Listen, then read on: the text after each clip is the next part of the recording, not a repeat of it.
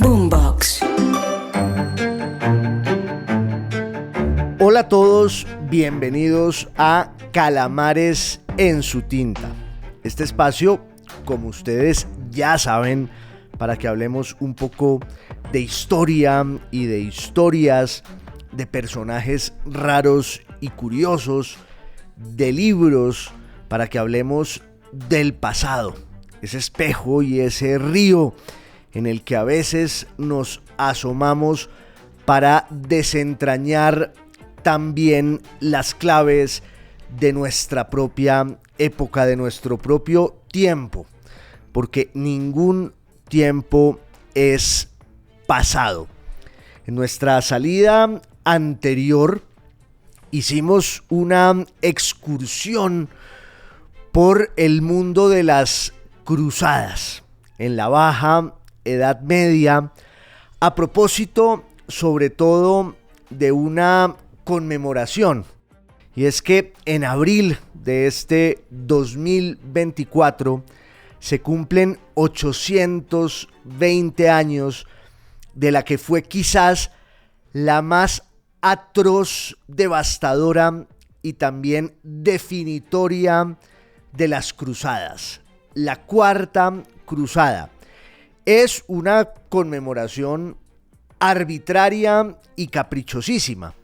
como puede serlo cualquiera. Basta escoger casi al azar cualquier fecha del pasado para que le demos varias vueltas de tuerca y nos damos cuenta de que el tiempo no es sino un instrumento de la memoria para repensar lo que ocurrió. El tiempo es sobre todo un instrumento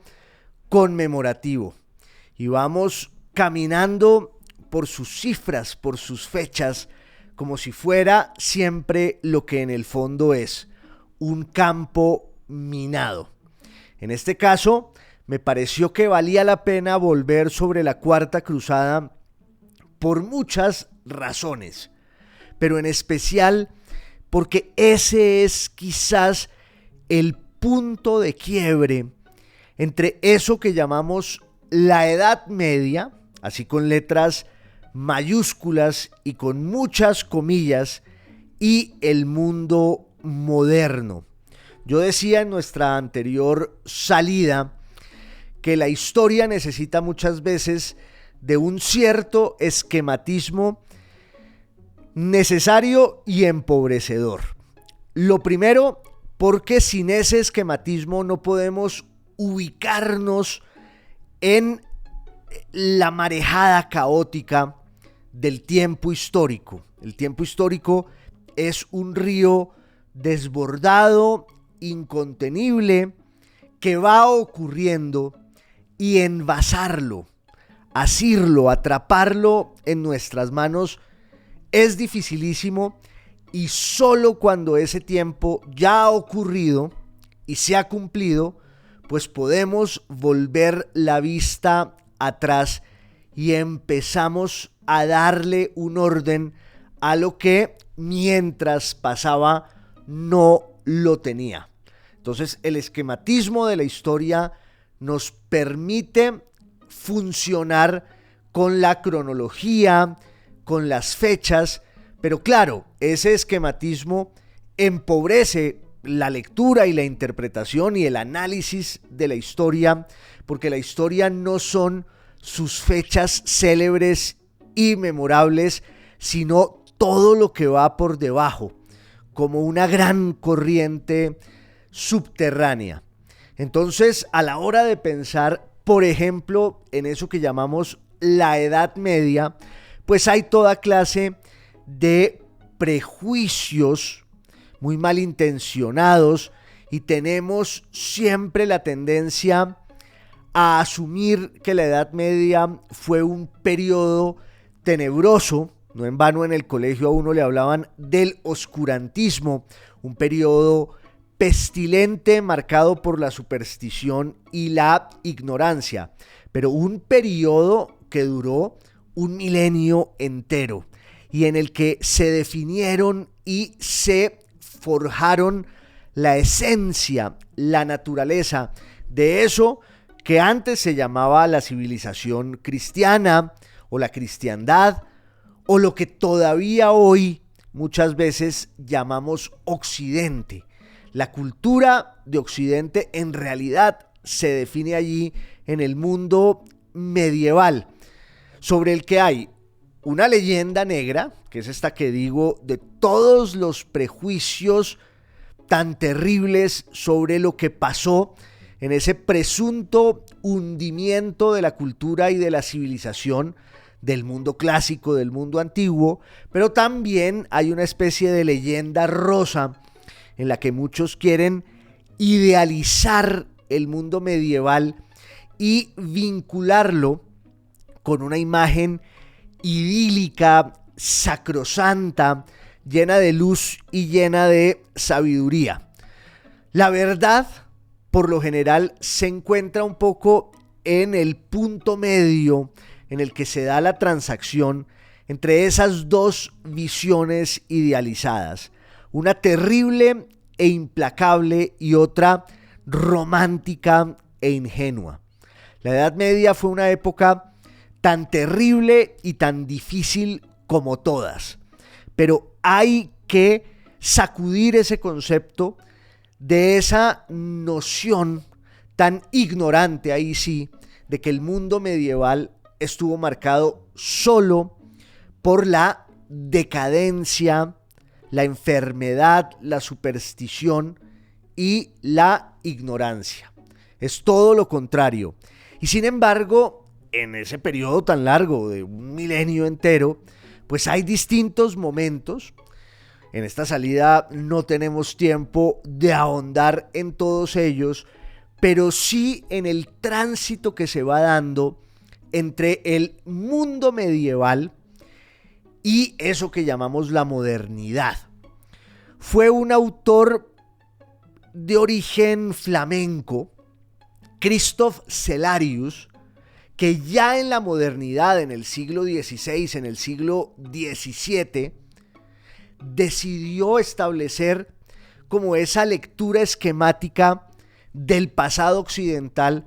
a partir de unos momentos concretos: la antigüedad de los griegos y de los romanos, luego la Edad Media y después la modernidad. Fue Cellarius y otro personaje que se llamaba Georg Horn, que escribieron sendos libros para repensar el pasado de Occidente. Fueron ellos los que establecieron ese esquematismo como de unos compartimentos estancos en los que se parte la historia como si fuera un queso, para pensarla como si hubiera allí una coherencia que no se dio jamás. Ningún hombre medieval realmente sintió que estuviera en la Edad Media. De hecho, las gentes medievales vivieron más bien bajo el signo apocalíptico del fin de los tiempos y la promesa del fin del mundo. Y en términos políticos, muchos de esos seres a lo largo además de los siglos, porque es que son 10 o 12 o 13 siglos de historia medieval, esa gente sentía que había como una continuidad de lo que había sido el Imperio Romano, la percepción real de la condición transitoria de la Edad Media como un rito de paso entre la antigüedad y la modernidad es ya un fenómeno tardío, un personaje celebérrimo, un personaje famosísimo, brillante, erudito, cultísimo, talentosísimo, y caben pues todas las exageraciones y todo el entusiasmo. Francesco Petrarca, en la Italia del siglo XIV, ya empieza a sentir que él es el portador de una nueva era que contrasta de manera radical con todo lo que lo antecede y que Petrarca asocia, y esa es la expresión que él usa en sus cartas familiares en el siglo XIV, con una edad media. Pero fue mucho después, en el siglo XVI, en el siglo XVII, cuando los historiadores reorganizaron ese relato y establecieron ese esquema, diríamos, dialéctico entre la antigüedad, la Edad Media y la modernidad. Pero ¿en qué momento empieza a darse esa transición entre el mundo medieval, tan complejo e inasible, que no se puede sintetizar y resumir solo en una caricatura y en unos lugares comunes realmente ridículos, cuando empieza el tránsito entre el mundo medieval y eso que llamamos la modernidad? En términos oficiales, hay quienes señalan una fecha en concreto, que es la caída de Constantinopla a manos de los turcos, que eran musulmanes, los turcos osmanlíes u otomanos, en 1453, que además llevaban asediando esa joya de la corona que era Constantinopla, la capital del Imperio Romano de Oriente, del mal llamado Imperio Bizantino, que fue siempre un bastión de la sabiduría, de la lengua griega y de la identidad cristiana oriental, y claro, tuvo enemigos sin cuento. Constantinopla como capital del Imperio Romano de Oriente, que entre otras, quienes estaban allí no lo llamaban el Imperio Romano de Oriente, sino a secas el Imperio Romano, que quisieron asediarlo y conquistarlo los persas y luego los distintos pueblos que fueron constituyendo el surgimiento del Islam. Para empezar, obvio, el pueblo fundante del Islam, que es el pueblo árabe, que surge en la península arábiga, que asciende muy rápido hacia el Medio Oriente, lo conquista casi todo junto con la Mesopotamia, y también ahí caen los persas, que se integran al Islam, son conquistados por los árabes e islamizados, aunque sea un fenómeno interesantísimo, y es que los árabes descubren que en el plano cultural los persas eran muchísimo más refinados que ellos. ¿Acaso el pueblo más refinado de la historia? Solo comparable con el pueblo bizantino, con el pueblo griego del Imperio Romano de Oriente. Y después de los árabes, pues las sucesivas corrientes de los turcos que fueron llegando allí, que se integraron a la civilización islámica y que constituyeron una nueva versión de ese poder, y siempre había el intento de conquistar Constantinopla. Era, ya dije, la joya de la corona, era una especie de obsesión, poseer la ciudad cristiana por excelencia, la ciudad que simbolizaba toda la tradición clásica y antigua del mundo griego, con su lengua y su sabiduría, su filosofía y su literatura, pero también la constitución de un poder que combinaba la tradición imperial romana con el cristianismo. Eso era el Imperio Romano de Oriente y eso era lo que simbolizaba Constantinopla, de suerte que el asedio codicioso sobre esa ciudad pues fue un fenómeno recurrente en el siglo VII, en el siglo VIII, en el siglo XII y ya en el siglo XIV y XV, cuando los otomanos van cerrando el cerco sobre Constantinopla y finalmente se la toman, la conquistan en 1453. Hay muchísimos relatos de ese episodio desgarrador que en términos históricos pues significa para muchos ese punto de quiebre, ese momento de transición, ese rito de paso entre el medioevo y la modernidad. Pero cuando uno escarba con más atención y más cuidado, se encuentra con que la realidad es un poco más compleja. Como siempre, acuérdense de ese verso de Goethe que decía: gris es, querido amigo, toda teoría, pero verde el árbol frondoso de la vida. El árbol frondoso de la vida siempre es mucho más rico y más complejo que la teoría, y que esos lugares comunes que nos permiten sobreaguar en un mundo marcado siempre por lo absurdo y lo caótico. De manera que cuando uno ahonda un poco más en esa historia del tránsito entre la Edad Media y la modernidad, se encuentra con que antes de 1453 ya había empezado ese proceso, no en vano, y lo acabo de mencionar ahora, en la Italia del siglo XIV, un personaje como Petrarca tiene clarísimo que él ya es el protagonista de un cambio de época, y por eso se da el lujo de hablar de una Edad Media que viene antes de él. ¿En qué momento se da ese tránsito? Yo creo que las cruzadas como fenómeno histórico son definitivas para pensar en la evolución entre la Edad Media y la modernidad. Porque, como lo dije en nuestra anterior salida,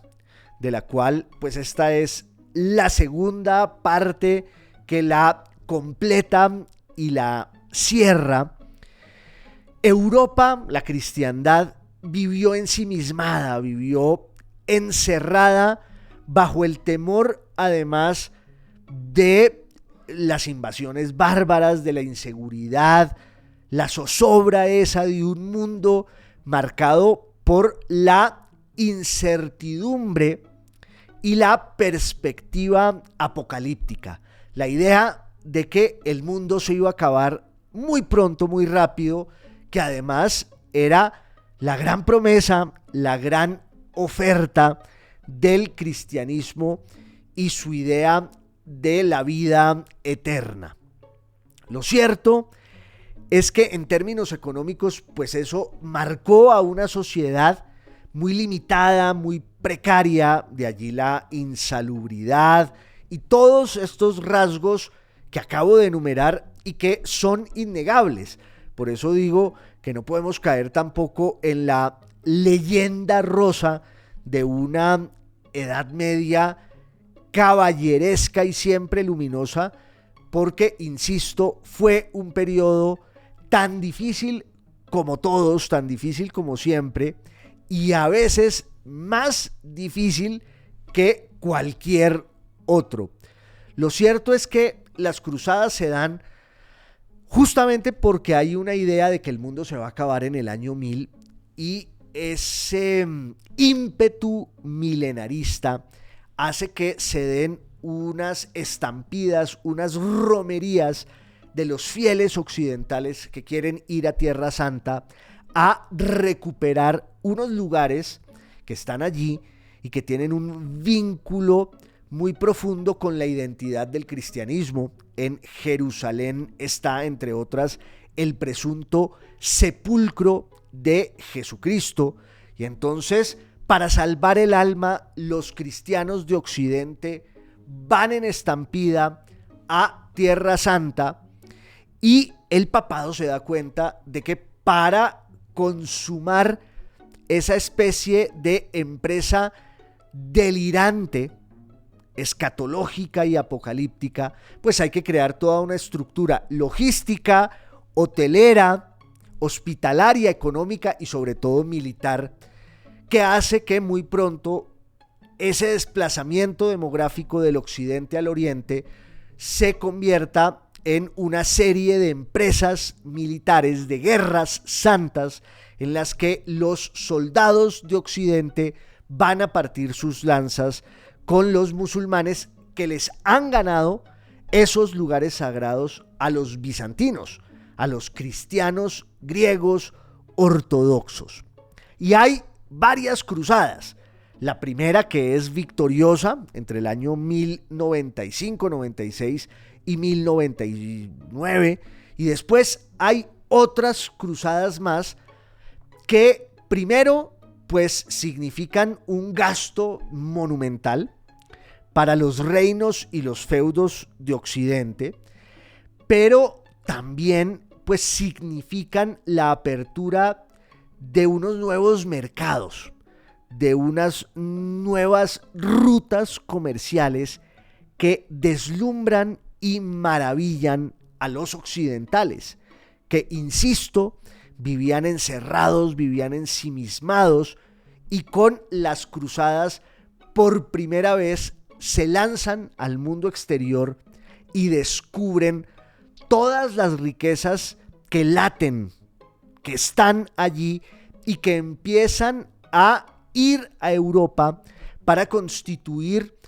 un nuevo escenario económico marcado por lo que con el tiempo, y esta es una semilla lenta e incipientísima, pues va a ser eso que llamamos la economía de mercado. Es allí cuando en realidad empieza el capitalismo moderno, con las cruzadas, porque entonces surgen a las afueras de las ciudades amuralladas en Europa unos burgos en los que los burgueses, unos ciudadanos libres, se dedican fundamentalmente al comercio. Podríamos decir, lo que pasa es que hay que poner muchas notas de pie de página y muchos asteriscos, al libre cambio. Es una idea también caricaturesca, pero sin duda las cruzadas tienen ese efecto en la vida y la mentalidad de la Europa del siglo XI, del siglo XII, del siglo XIII. Y es que en términos económicos hay como un boquete gigantesco por el que empiezan a entrar productos que llegan del mundo oriental y que van a nutrir y a alimentar y a atizar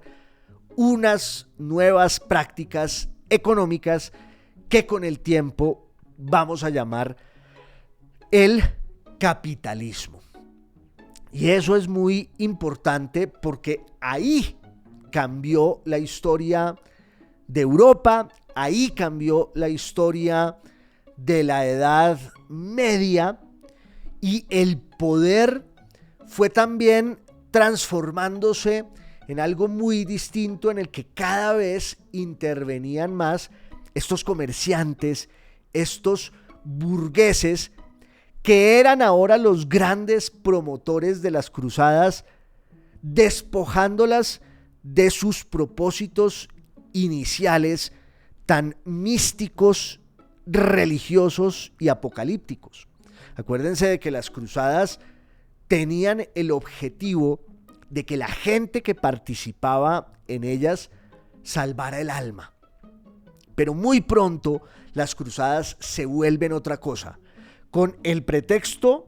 de salvar el alma, siempre el pretexto de la religión. Ahora las cruzadas son empresas económicas, políticas, militares, mercantiles, de dominación y de exploración y explotación de unas nuevas rutas comerciales que van al extremo oriente, de unos nuevos mercados que ofrecen más y más productos, telas, piedras preciosas, especias, cosas que no se conocían en el mundo occidental y que lo transforman de manera definitiva. Y en ese escenario, pues hay en Europa ciertos pueblos que llevan la delantera. En el caso de Italia, pues es una península enclavada en todo el centro del Mediterráneo y tenía esa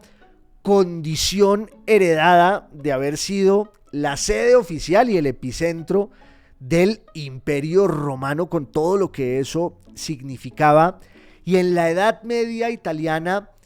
pues fueron surgiendo unos esquemas feudales señoriales de los grandes castillos, de las grandes fortalezas, las señorías, pero fueron surgiendo también unas ciudades comunales más democráticas, abiertas, justo después del siglo XI, ya cuando las cruzadas habían empezado, y en Italia van surgiendo expresiones tenues de un mundo republicano,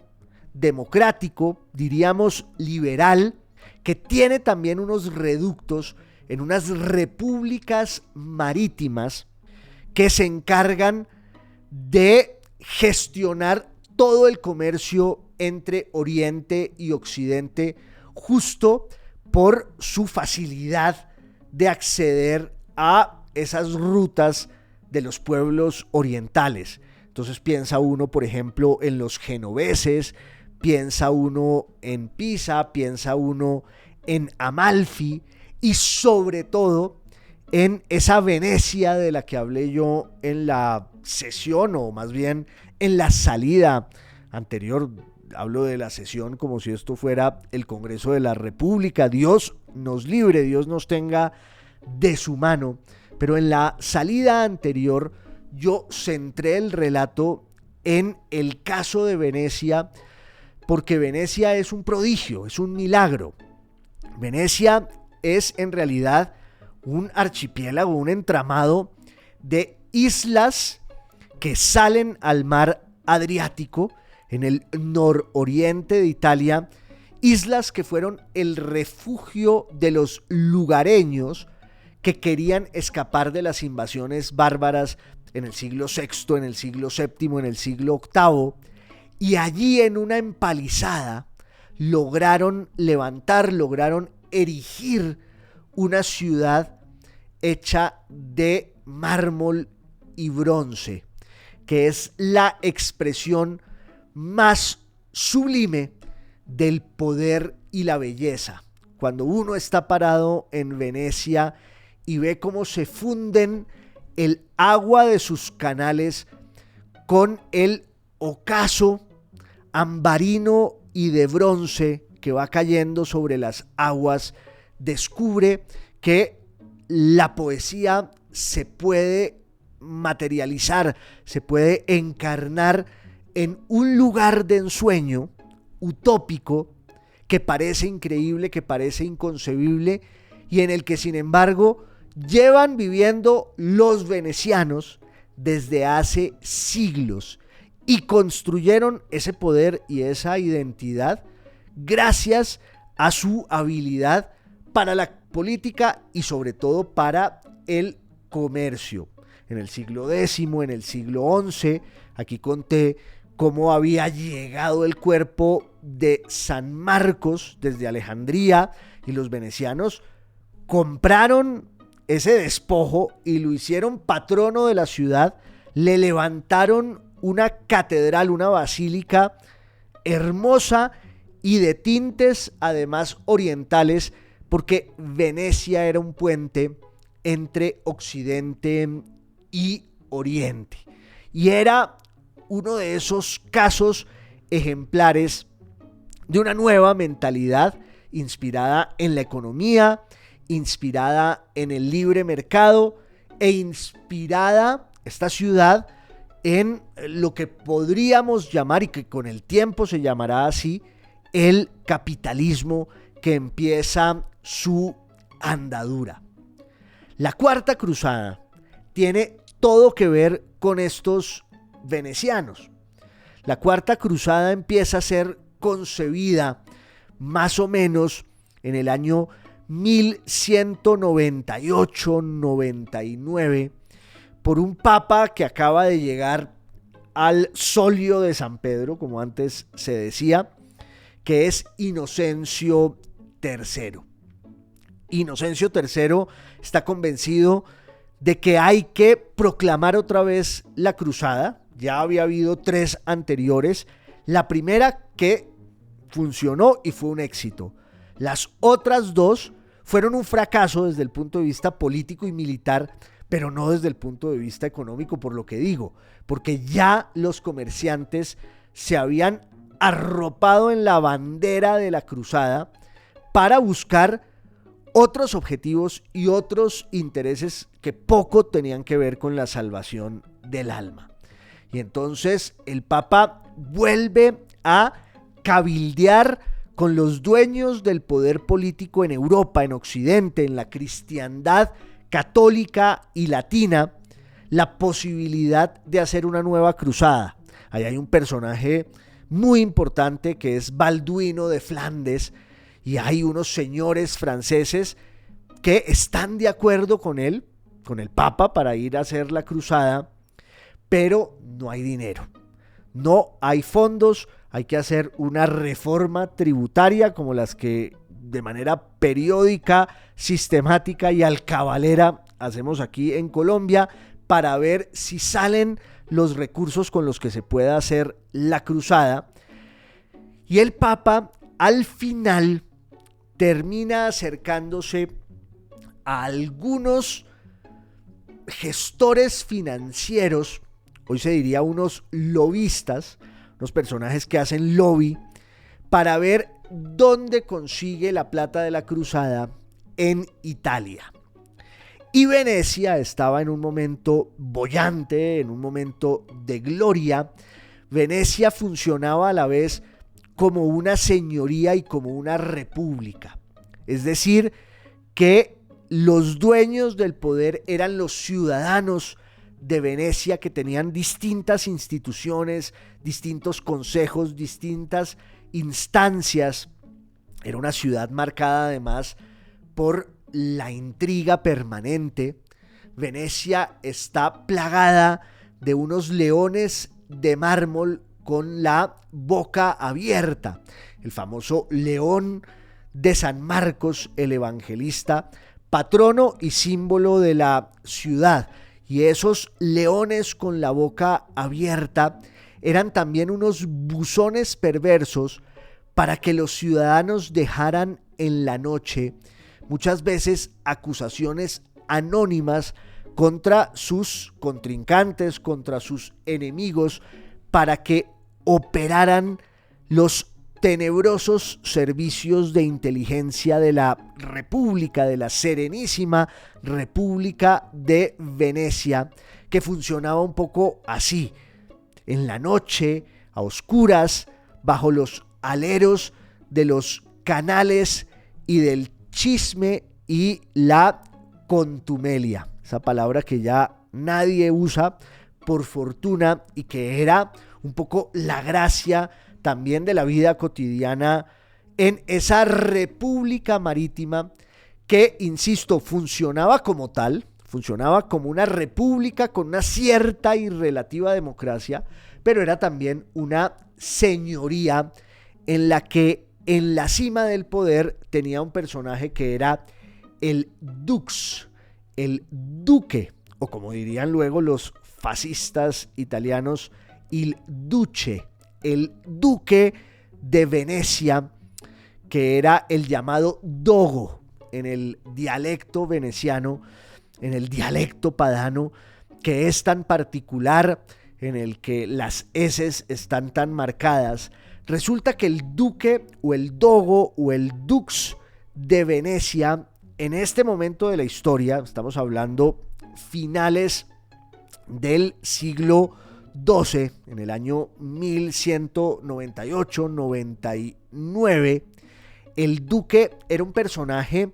siniestro e implacable y habilísimo desde el punto de vista político, que se llamaba, y ojo con esto, ustedes se van a reír porque de verdad el nombre parece sacado de comedia colombiana, el duque o el dux de Venecia, el dogo, Era un personaje nonagenario, tuerto y cojo. Le faltaba un ojo, la cara estaba carcomida por la sarna y se llamaba, muchos redobles de tambor, Enrico Dándolo, que es también el apodo que tienen muchos amigos que uno conoce por allí. Pero también cabe la pregunta, ¿cómo es posible que si el apellido, un apellido además muy noble y tradicional en Venecia, era Dándolo, cómo le ponen el nombre italianísimo de Enrico? Lo cierto es que este personaje se llamaba así, Enrico Dándolo, y era, como ya dije, implacable, habilísimo y codicioso. Finalmente, el Papa llega donde los venecianos, llega donde el dogo Enrico Dándolo y les propone ser los financiadores, los mecenas, los promotores de la cruzada. Los venecianos se frotan las manos y, como si fueran financiadores de campaña política en Colombia, sobre todo con plata mal habida, dicen, esa plata la hay. Pero ponen al final una condición que resultó traumática para los señores feudales, para los príncipes y para los grandes soldados y caudillos occidentales que querían hacer la cruzada, pero no tenían con qué. Y es que había que plantear eventualmente una variación en la ruta tradicional de la cruzada que tenía el destino final de la Tierra Santa y Jerusalén. Al final los venecianos logran torcer el camino de la cruzada y la cuarta cruzada no llegó jamás a Tierra Santa. ¿Por qué? Porque los venecianos lo que querían era entrar a Constantinopla, la ciudad más refinada, más culta, más opulenta, más rica, más bella y más importante de aquel tiempo, y acaso la ciudad más importante de la historia. Si la historia tiene una capital del mundo, esa es Constantinopla, fundada en el siglo IV de nuestra era por el emperador Constantino, y que luego, pues, cuando llegan los turcos en el siglo XV, se va a empezar a llamar como todavía se llama hoy, Estambul, esa ciudad que abre el camino entre Europa y Asia y que de alguna manera simboliza en sus aguas el diálogo entre Occidente y Oriente. Los venecianos lo único que querían desde hacía mucho tiempo era adueñarse de Constantinopla o por lo menos saquear sus riquezas, que fue lo que hicieron entre el año 1203 y 1204, hace 820 años, con un episodio final del saqueo y el expolio en abril de 1204, cuando se da el último envión de los cristianos occidentales contra los cristianos orientales. Y aquí yo quiero hacer ese paréntesis para insistir en cómo desde hacía mucho Constantinopla era asediada por sus enemigos naturales, que eran los musulmanes. Primero los árabes y luego los turcos. Pero el golpe más brutal que recibió en su historia Constantinopla se lo asestó la cristiandad occidental, porque además había siempre, desde hacía siglos,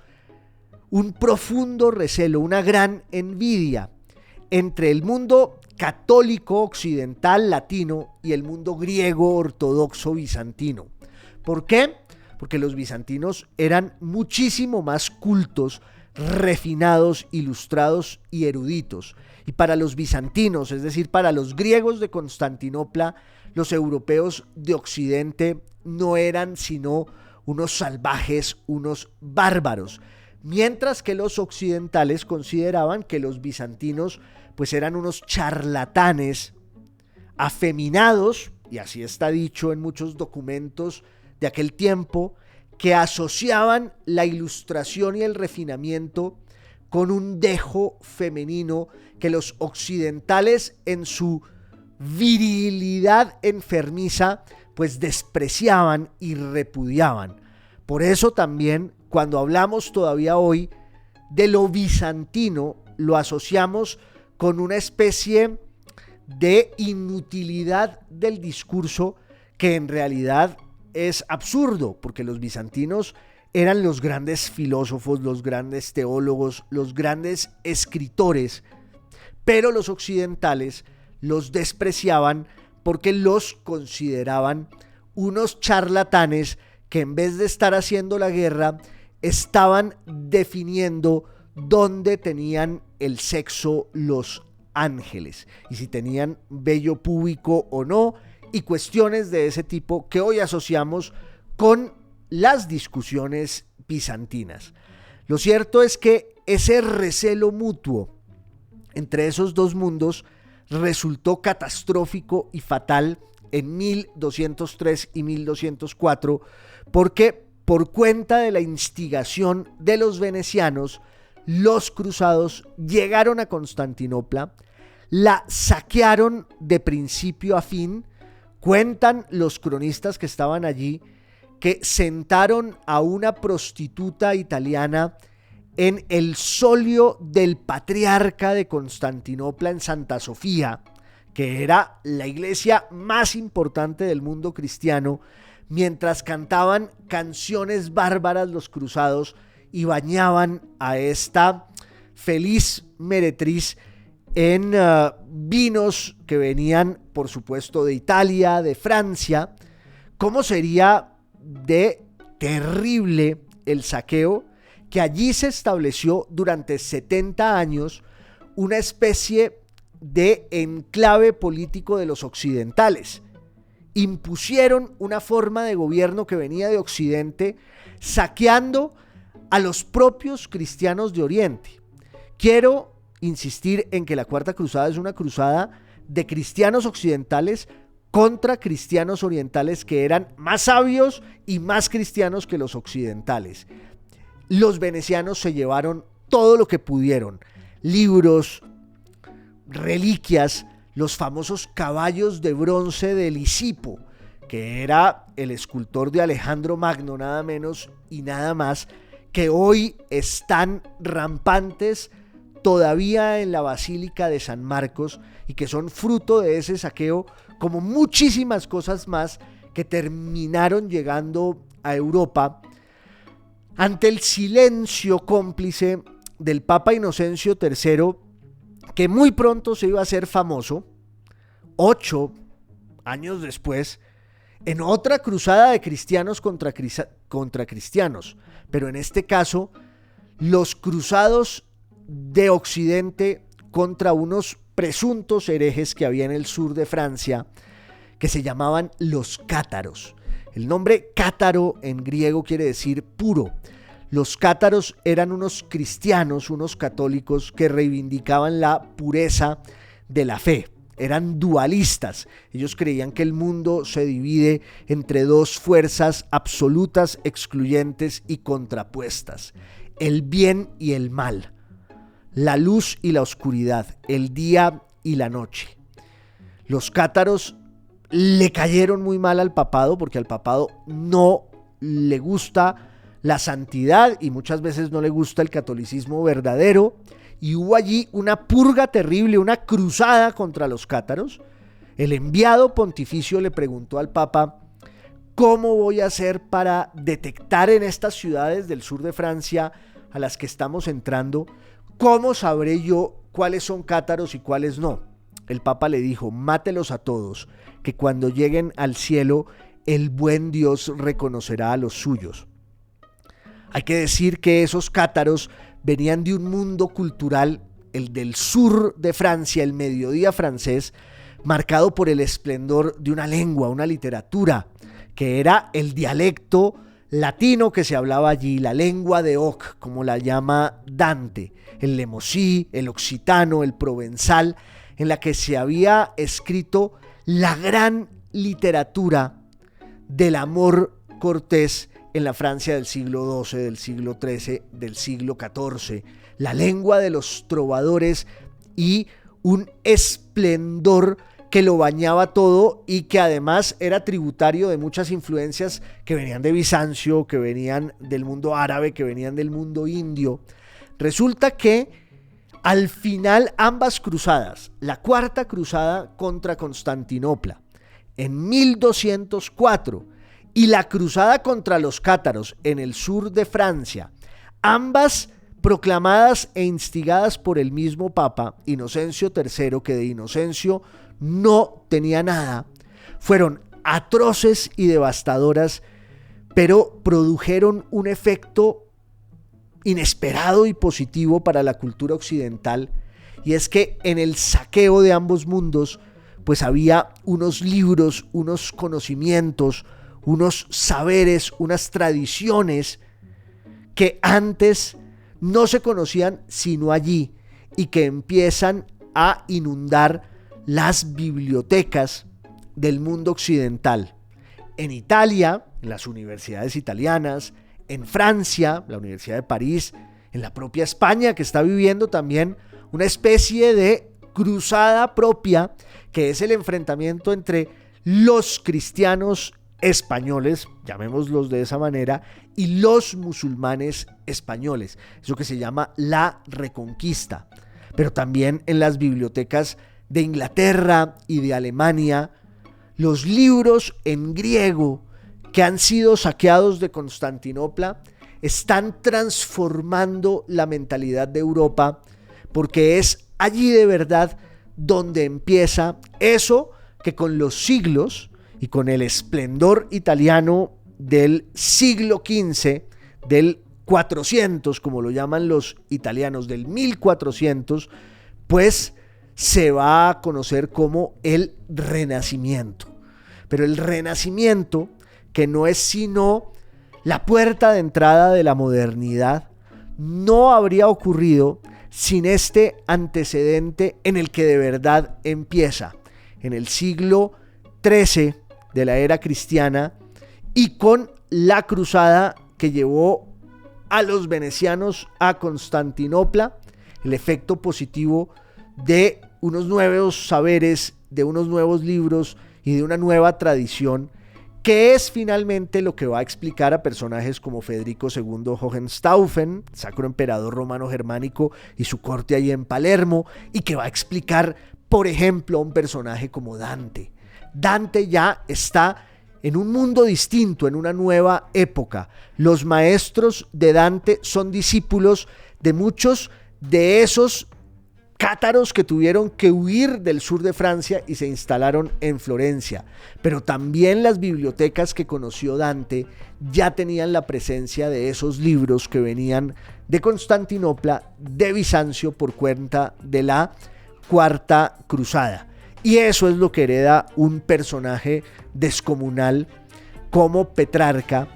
que es el primero acaso que dice: yo estoy viviendo un nuevo tiempo. No lo nombra con la palabra de la modernidad, pero es consciente de que su tiempo es un tiempo nuevo y que lo que antecede su vida es lo que él sí va a llamar la Edad Media. Sobre eso eran estas dos salidas de Calamares en su tinta, que ustedes saben que es podcast, es video podcast y es, por supuesto, radio. Mil gracias por su compañía, los espero a todos en la próxima y les mando un gran abrazo.